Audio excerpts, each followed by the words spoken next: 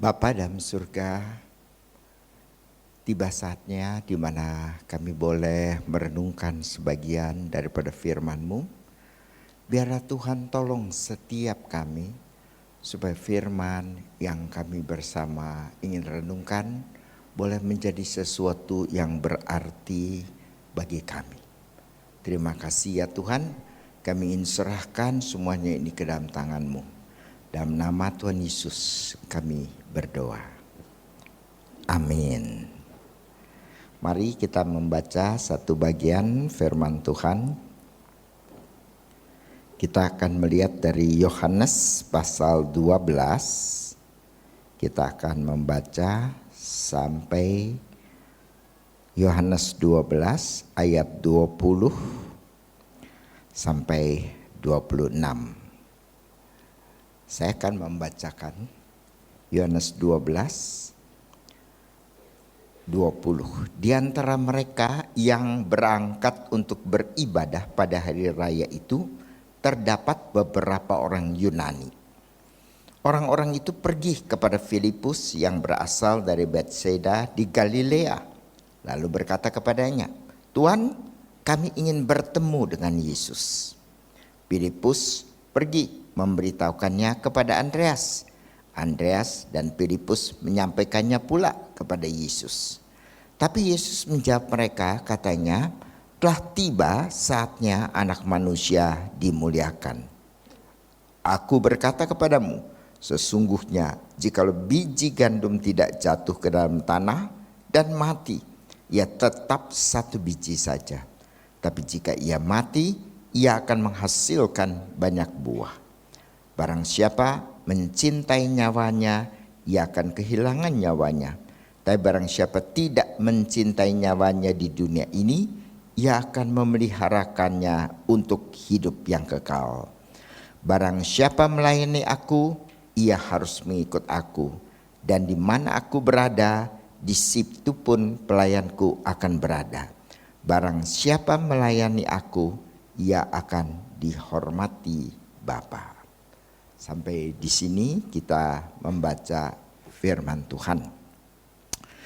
Bapak Ibu bisa membayangkan bagaimana orang Yunani pada waktu itu, ya. Pada waktu itu kita melihat bahwa orang Yunani terutama mungkin tentu bagi yang kayanya, ya, mereka tidak mempunyai pekerjaan, ya. Nah, segala pekerjaan apa dan sebagainya dikerjakan oleh orang-orang mereka, hamba-hambanya mereka, budak-budaknya mereka. Jadi mereka sendiri tidak terlalu banyak pekerjaan yang harus dikerjakan.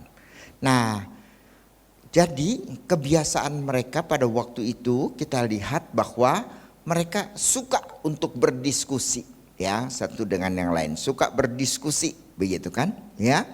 Dan kita tahu, ya, zaman dari Sokrates misalnya kita lihat, atau sebelumnya pun sudah ada, kita lihat bahwa di Yunani itulah, ya, muncul para filsuf-filsuf pada waktu itu, tidak dari Afrika, tidak dari Eropa yang lain, ya, tidak dari Asia, tapi muncul filsuf itu adalah dari Yunani, ya, terutama memuncak pada zaman Sokrates, Plato, dan Aristoteles. Nah, kalau kita membaca Alkitab, kita juga lihat kan pada waktu Paulus berjalan ke Athena, ya, ke Athena, lalu kemudian dia sampai di sana di Areopagus, lalu dikatakan kan mereka semua tidak punya pekerjaan lain daripada berdebat-berdebat, ya. Dan Paulus berdiri di sana dan berbicara kepada orang-orang Yunani ini, begitu kan, ya. Nah, sekarang dikatakan di antara mereka yang berangkat untuk beribadah pada hari raya itu. Sekarang kita bisa bayangkan, sebenarnya orang Yunani itu merasa bangga pada dirinya kan. Wah, kami adalah bangsa yang hebat, ya, yang berpikir. Wah, kalau bangsa-bangsa lain mungkin tidak berpikir, kami adalah bangsa yang pikir, begitu kan, ya. Tapi kemudian kita lihat mereka berangkat untuk beribadah pada hari raya itu, hari raya Paskah, ya. Jadi mereka dari Yunani bisa datang pada hari raya Paskah, ikut beribadah, ya. Kenapa? Padahal mereka adalah orang yang bangga pada kepandaian mereka, pemikiran mereka mengedepan di dunia pada saat itu, tapi mereka tetap bisa datang khusus ke Yerusalem, ya. Mereka ingin beribadah di sana, begitu kan? Jadi apa sih yang mendorong mereka? Apa motivasi mereka untuk datang ke Yerusalem, ya?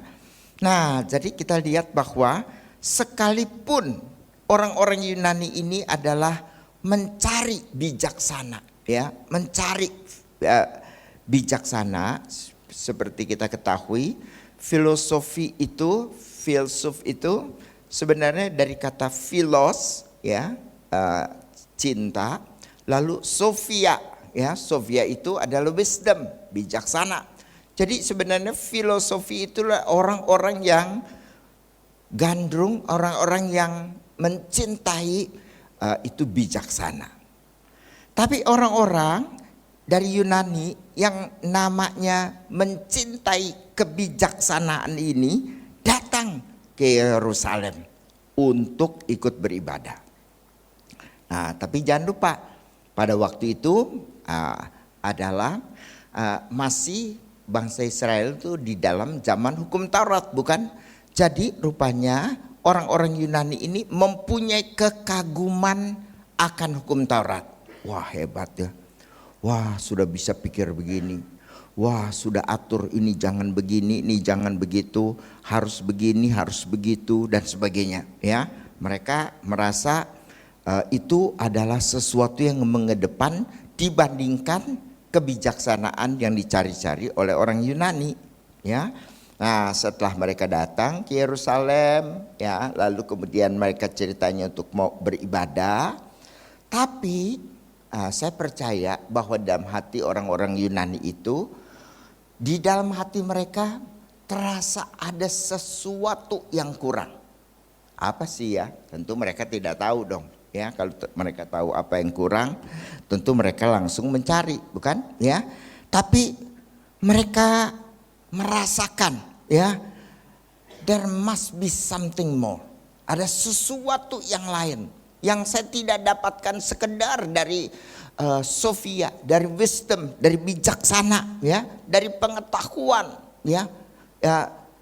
Saya tidak mendapatkan hal itu sepenuhnya, ya. Maka dia datang, tapi dia tetap juga merasa bahwa hukum Taurat yang dia pelajari, ya, yang dia sebenarnya mungkin kagum, sehingga datang sampai ke Yerusalem, itu pun tidak memberikan kepada mereka satu kepuasan. There must be something more. Pasti ada sesuatu. Nah, lalu mereka datang kepada Tuhan Yesus, ya. Dengar-dengar ceritanya begini begitu, ya. Jadi mereka datang kepada Tuhan Yesus, mereka melihat di dalam kekosongan Sophia, wisdom, di dalam kekosongan daripada sekedar ajaran-ajaran moral dalam hukum Taurat, ada sesuatu, ya.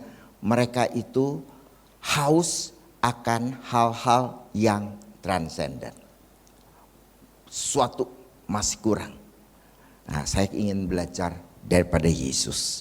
Nah, lalu dia datang ketemu Filipus, berkata, "Tuhan, kami ingin bertemu dengan Tuhan Yesus." Belum jadi Tuhan pada waktu itu, ya. "Tuhan, kami ingin bertemu dengan Yesus," ya. Filipus kemudian pergi beritahukan kepada Andreas, ya. Mungkin Filipus ini pemalu apa-apa, ya, sehingga tidak berani langsung kepada Tuhan Yesus. Tapi dia pergi ke Andreas dulu. Setelah itu ditemenin, langsung Andreas dan Filipus menyampaikan pula kepada Yesus, "Tuhan, ini ada orang Yunani mau cari kamu," begitu kan, ya. Nah, bagaimana jawaban daripada Tuhan Yesus? Jawaban daripada Tuhan Yesus, menunjukkan sesuatu yang aneh sekali kalau kita pikirkan. Ini ada orang Yunani datang terkenal dengan bijaksananya, datang ingin mencari Yesus, mau tahu pengajaran daripada Yesus, begitu kan? Ya. Tapi yang Yesus katakan kepada mereka itu, ya, sesuatu yang sepertinya tidak nyambung kan, ya, tidak barangkali merupakan sesuatu di luar ekspektasi daripada orang-orang Yunani ini. Tuhan Yesus tidak memberikan satu ajaran yang baru, kebijaksanaan yang baru, hukum moral yang baru. Dia tidak ajarkan seperti itu, ya. Tapi dia berbicara mengenai kematian.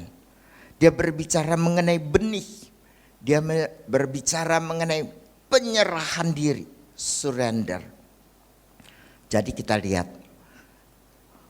spiritualitas yang benar, true spirituality, ya, itu begins not with finding answer but losing control. Sekali lagi, ya. Jadi true spirituality begins not with finding answers but losing control. Jadi di dalam spiritualitas yang kita lihat, ya, tidak sekedar mendapatkan jawaban daripada pertanyaan-pertanyaan kita, pengetahuan kita, ya. Tetapi spiritualitas itu adalah sesuatu di mana justru kita melepaskan kontrol terhadap diri kita.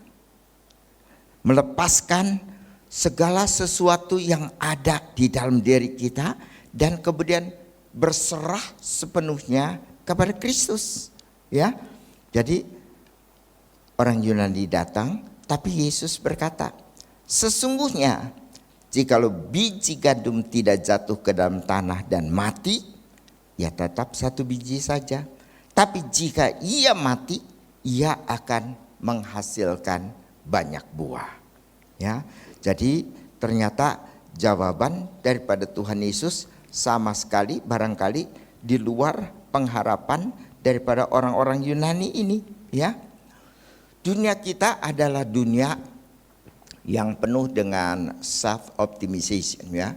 Optimis sekali, ya, dan kita optimis pada diri kita sendiri. Nah, tapi Tuhan Yesus malah mendefinisi ulang, ya, bahwa kehidupan kita di dunia ini adalah suatu penyerahan diri. Bukan optimisasi diri, tapi penyerahan daripada diri kita. Dan kita diharapkan untuk mati terhadap ego kita, ya. Kita mati terhadap ambisi kita. Dan kita sebenarnya kemudian dengan kontrol daripada Tuhan Yesus, maka kita membuka sebenarnya kunci daripada kehidupan yang dibangkitkan oleh kematian Kristus. Jadi orang-orang Yunani itu kemudian men-trigger Tuhan Yesus, ya, mengatakan the hour has come. Sekarang jiwaku terharu, dan apakah yang akan kukatakan?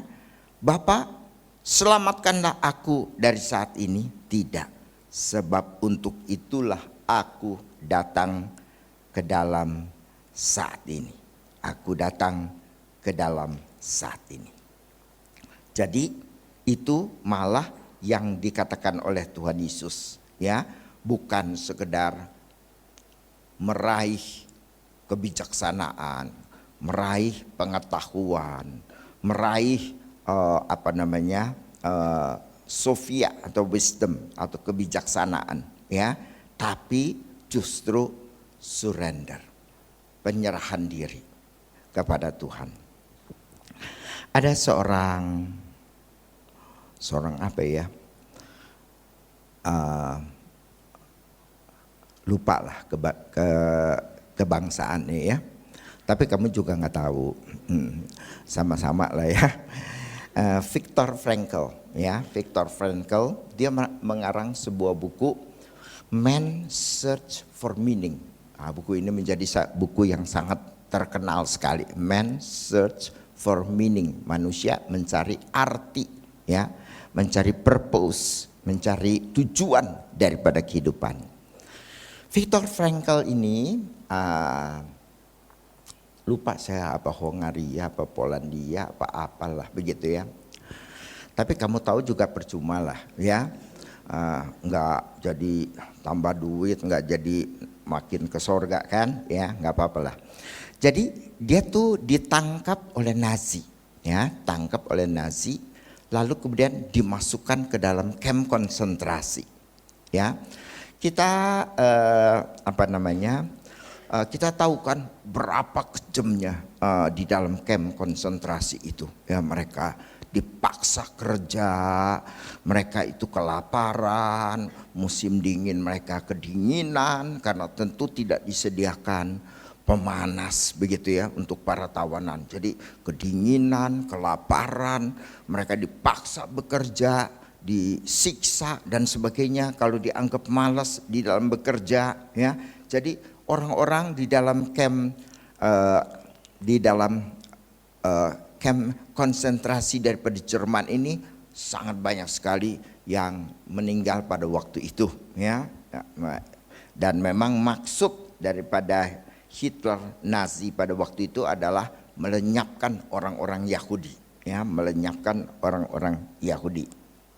Nah, tapi Viktor Frankl ini bisa bertahan, ya, sampai kemudian dia bisa dilepaskan, lalu dia tulis bukunya ini, Man's Search for Meaning, ya. Jadi dia katakan, kenapa saya bisa bertahan di dalam kamp konsentrasi ini? Wah, saya di sana sangat menderita, ya, saya kelaparan, saya kedinginan, saya kecapean karena harus bekerja keras dan sebagainya. Tapi saya tetap bertahan. Sampai kemudian akhirnya saya sempat dibebaskan karena Nazi kalah, lalu kemudian dia dibebaskan oleh sekutu. Nah, dia kemudian membagikan hal ini di dalam bukunya Man's Search for Meaning itu, ya. Nah, dia katakan bahwa di dalam kamp konsentrasi itu dia tidak menganggap bahwa penderitaan di dalam kamp konsentrasi itu sebagai sesuatu yang tidak ada, ya. Kamu pernah nonton sebuah film enggak, ya, di mana ada satu orang tua sama anak lakinya kalau nggak salah, ya. Lalu kemudian mereka ayahnya itu bisa bilang, kita tuh sebenarnya lagi main nih di kamp konsentrasi. Mainnya, wah kita ada orang yang nyuruh-nyuruh kita kerja. Nanti kita mesti kerja, nanti kita dimarah-marahin kalau malas dan sebagainya, ya. Lalu kemudian padahal mereka berada di dalam kamp konsentrasi, ya. Tapi si ayah itu tidak melukiskan bahwa mereka ada di dalam kamp konsentrasi, tapi lagi main. Kamu pernah nonton film itu? Saya lihat ada beberapa yang manggut, tapi lebih banyak yang melongo. Saya lupa filmnya film apa, ya. Sampai ditulis sama orang-orang yang betul-betul pernah kamp konsentrasi. Saya protes, ini film kamu nggak tahu aja kalau di kamp konsentrasi itu kayak apa, kok kamu bisa perlakukan orang di kamp konsentrasi itu seperti main-main, seperti film, begitu kan, ya. Tapi filmnya jadi bagus dan menjadi terkenal, ya. Makin diprotes artinya tahu itu orang juga nonton, begitu kan, ya. Nah, tapi begitulah film yang dikemukakan itu. Tapi Viktor Frankl juga mengatakan, ya, jadi kita memang di dalam kamp konsentrasi itu bukan kita menegasi, ya, kita tahan, oh kita mesti kuat, kita mesti lawan penderitaan ini, kita mesti bertahan di dalam penderitaan ini, begitu dan sebagainya, ya. Jadi purpose daripada orang, kata Viktor Frankl ini adalah bukan avoiding suffering, bukan menghindarkan diri daripada suffering, tapi surrendering to it, ya. Justru kita mengakui ini adalah penderitaan, ini adalah suffering, tapi saya berserah kepada Tuhan. Dan dia bilang penyerahan kepada Tuhan di dalam keadaan seperti itu yang memberikan kekuatan sehingga dia tetap bisa bertahan di dalam kamp konsentrasi sampai dia kemudian dibebaskan, sampai dia kemudian dilepaskan, ya. Nah, dan Tuhan Yesus melanjutkan, ya, mengatakan jika biji gandum tidak jatuh ke dalam tanah dan mati, ya tetap satu biji saja, ya. Kita misalnya lihat tahu kan padi misalnya kan, ya, lalu kemudian disemaikan, ya, di tanah, begitu kan. Ini satu biji, lalu kemudian tumbuhkan menjadi tunas, ya. Setelah disemai, lalu baru setelah tumbuh, lalu kemudian mereka baru taruh di sawah kan, ya, baru kemudian tumbuh. Tapi setelah padi ini misalnya tumbuh, maka kemudian terjadi bulir-bulir gandum yang banyak kan, dari satu jadi banyak, jadi banyak. Itulah gambaran daripada Tuhan Yesus, ya. Kalau satu biji, ya, tidak mati, tidak mau mati, tidak mau menyerahkan dirinya kepada Tuhan, ya, mati bagi dirinya sendiri, maka dia tidak bisa berbuah banyak. Tapi jika dia mati, dia bisa kemudian akhirnya berbuah banyak sekali, ya. Dalam satu pohon begitu ada berapa bulir daripada padi, dari satu jadi sekian banyaknya, begitu kan. Nah, jadi Tuhan Yesus mengatakan kalau kita ini tidak mati, maka kita tetap satu biji aja, mati-mati lewat. Tapi kalau kamu bersedia menyerahkan dirimu kepada Tuhan, seolah-olah mati bagi diri kamu sendiri, kamu akan berbuah banyak. Kamu akan berbuah banyak.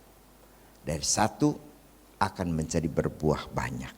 Nah, dan Tuhan Yesus menjelaskan, ya, bahwa kemuliaan Dia itu, kemuliaan Dia adalah dengan mati untuk semua orang, lalu kemudian Dia bangkit lagi dan memberikan hidup bagi kita semua, ya, dari satu menjadi kita semua. Itu yang dilakukan oleh Tuhan Yesus. Jadi kalau kita melihat seolah-olah Tuhan Yesus berkata gimana, ya, seolah-olah Tuhan Yesus berkata, kamu cari pengetahuan, kamu cari kebijaksanaan, begitu kan? Kamu sangat mengagulkan hal itu, ya. Tapi, ya, kamu datang kepada saya, you want to see me, kamu mau lihat aku, tapi Tuhan Yesus bilang tidak lihat aku, look to the cross, lihat ke kayu salib, ya, bukan kepada kebijaksanaan, bukan kepada pengetahuan, bukan kepada sesuatu yang seolah-olah menjanjikan kehidupan yang keren, yang betul-betul berguna, tidak. Tapi dia mengarahkannya kepada dirinya sendiri. You want to see me? Kamu mau lihat saya? Oke. Tapi look to the cross. Lihat kepada salib. Dan Yesus menjelaskan kemuliaannya justru adalah apa? Kemuliaan bagi Tuhan Yesus dalam Injil Yohanes ini jelas, yaitu pada waktu Dia mati di atas kayu salib. Kita bisa melihat konsep daripada Injil Yohanes pada waktu Tuhan Yesus dibilang kemuliaannya Kita tidak usah berpikir, wah Tuhan Yesus di atas gunung dimuliakan, bersinar-sinar apa dan sebagainya, ya. Nah, itu adalah konsep kemuliaan. Tidak. Di dalam Injil Yohanes kita lihat adalah bahwa yang namanya kemuliaan itu adalah pada waktu Tuhan Yesus disalib. Ya, pada waktu Tuhan Yesus disalib itu adalah kemuliaan daripada Allah. Di mana Yohanes 3:16, karena begitu besar kasih Allah akan dunia ini sehingga dikaruniakannya anaknya yang tunggal, agar barang siapa yang percaya kepadanya tidak binasa melainkan beroleh hidup yang kekal. Disitulah kemuliaan Tuhan dinyatakan kepada dunia. Bukan sesuatu yang bersinar-sinar, yang hebat dan sebagainya, pemandangan yang spektakuler, ya. Tapi look to the cross, lihat kayu salib daripada Tuhan, ya. Nah,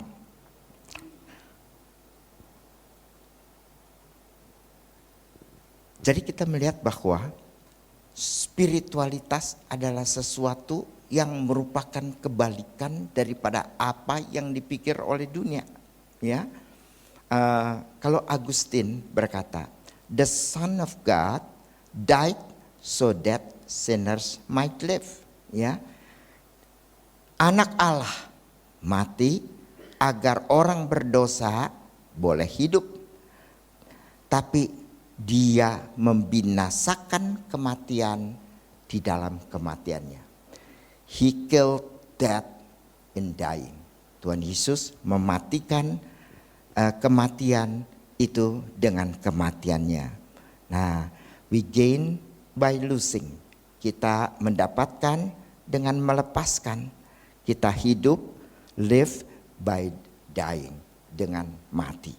Sesuatu yang sangat paradoks, bukan? Sesuatu yang sangat berbeda. Dan Tuhan Yesus menyambung, barang siapa melayani aku, dia harus mengikut aku, ya. Barang siapa melayani aku, dia harus mengikut aku. Dan satu kata yang dipakai oleh Yohanes pada waktu itu adalah akuluteo, ya, mengikut. Mengikut itu journey to the same place, itu suatu perjalanan kepada tempat yang sama. Kamu, ya, mau melayani aku, kamu harus mengikut aku. Mengikut aku artinya kemana Tuhan Yesus itu adalah sesuatu yang harus diikuti. Kemana Tuhan Yesus, kemana kita, kemana Tuhan, di situ kita ada, ya. Jadi mengikutnya itu di dalam pengertian yang seperti itu, ya. Dan kita harus surrender, kita harus menyerahkan diri. Seolah-olah itu merupakan sesuatu yang pasif, bukan? Ya, sesuatu yang pasif. Tapi surrender daripada apa yang dimaksudkan itu adalah sesuatu yang bukan pasif, tapi sesuatu yang aktif, ya. Kita melayani, kita mengikuti, kita percaya kepada Tuhan, segala sesuatu itu adalah daripada Tuhan. Sesuatu adalah daripada Tuhan. Itulah yang dikatakan oleh Tuhan. Pada waktu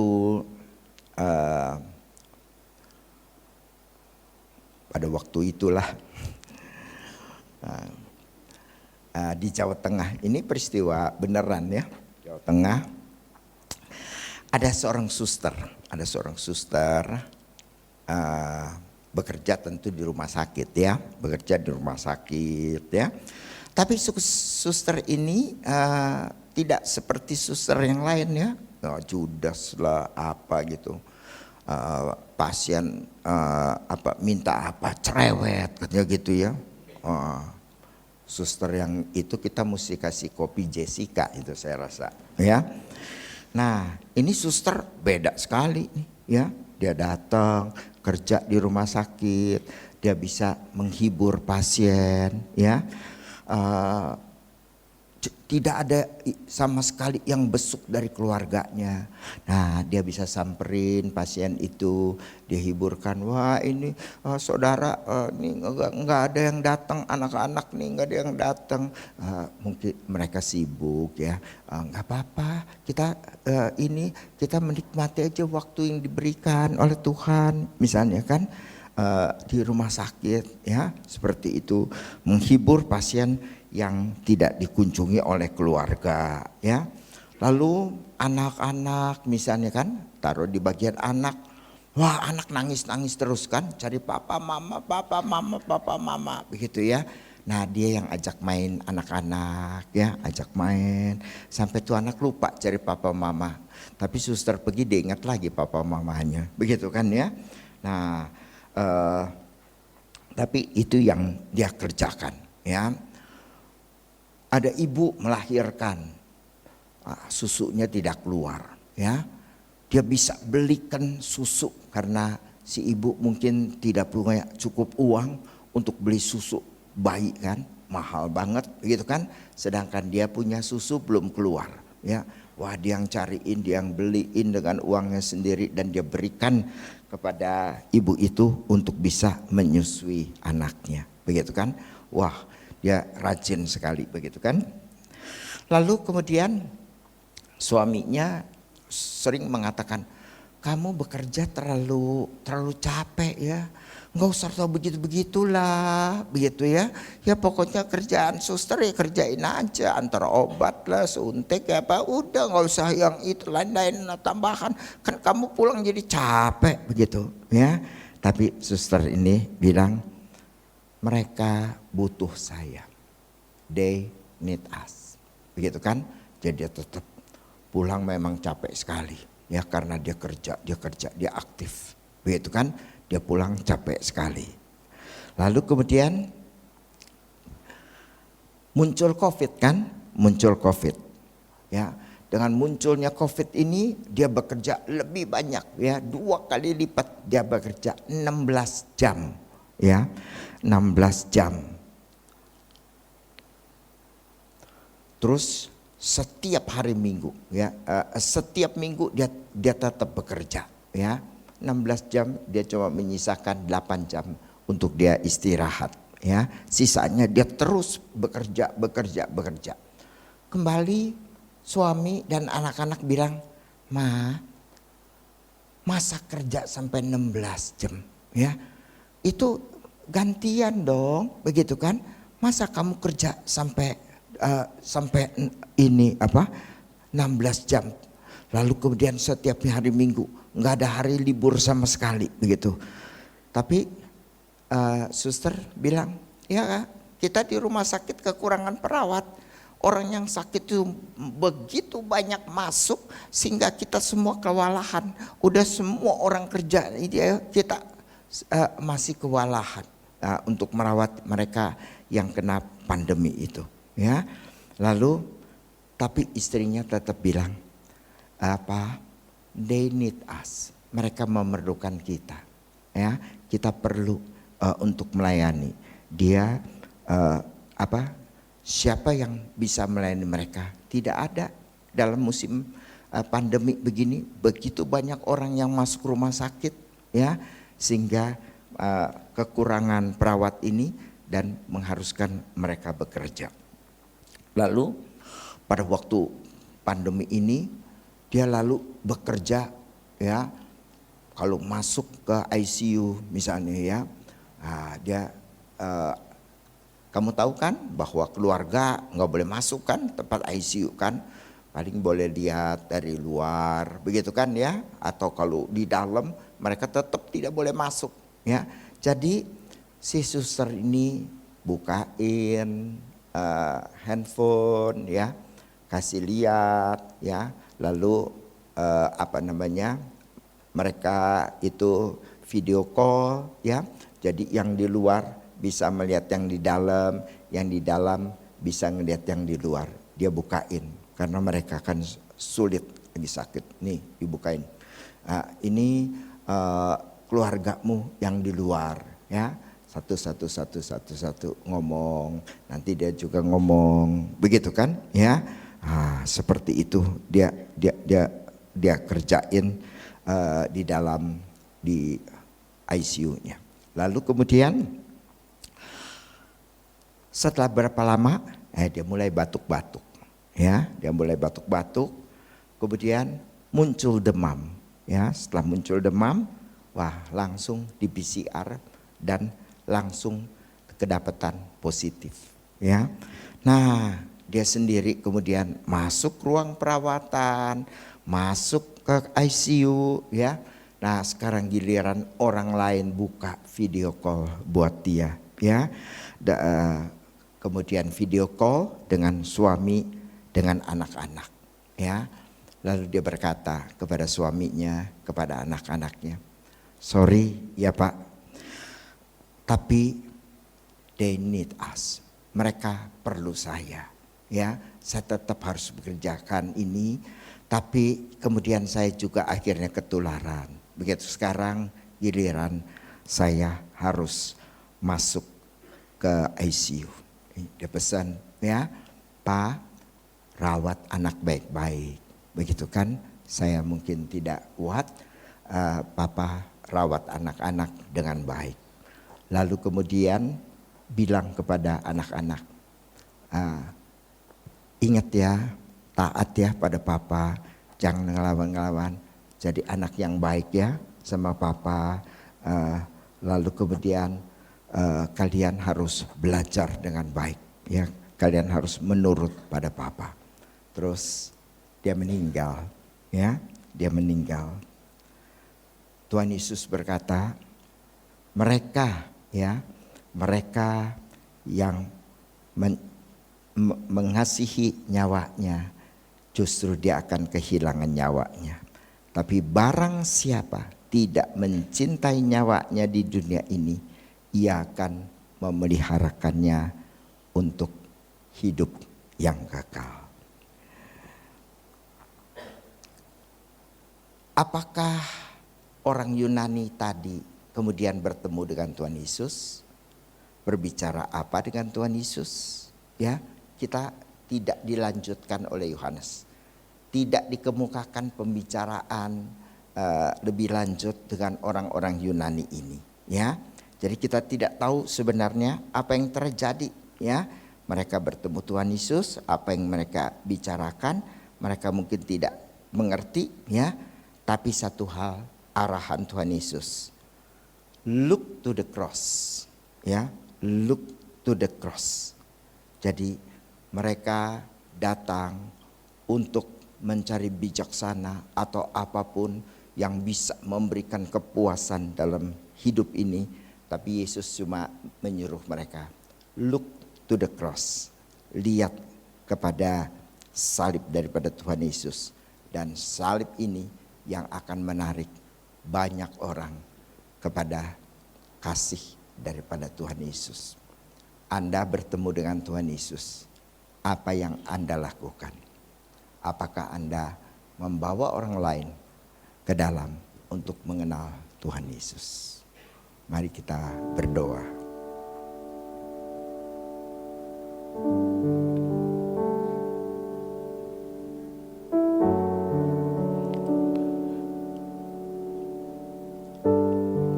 Teman-teman, apa yang Anda kerjakan dalam kehidupan ini?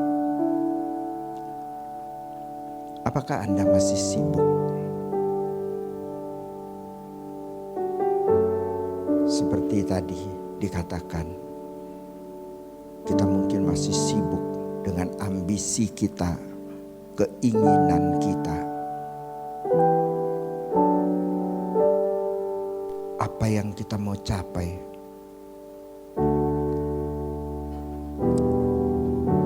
Tapi Tuhan berkata, jika satu biji gandum tidak mati, ia akan tetap satu biji saja. Tapi kalau dia mati, dia akan menghasilkan banyak buah. Apakah Anda mati pada diri sendiri, mati dengan ambisimu, mati dengan keinginan-keinginan duniawi kamu, mati untuk segala sesuatu yang di dunia ini. Atau Anda melihat salib, Anda melihat salib Yesus,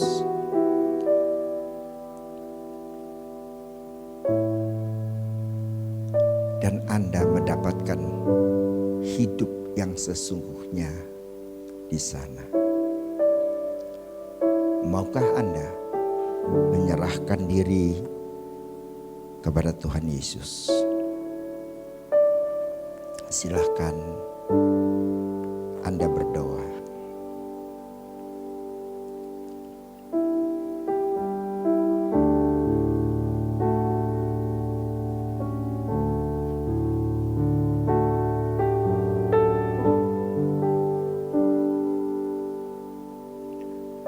Ya Tuhan,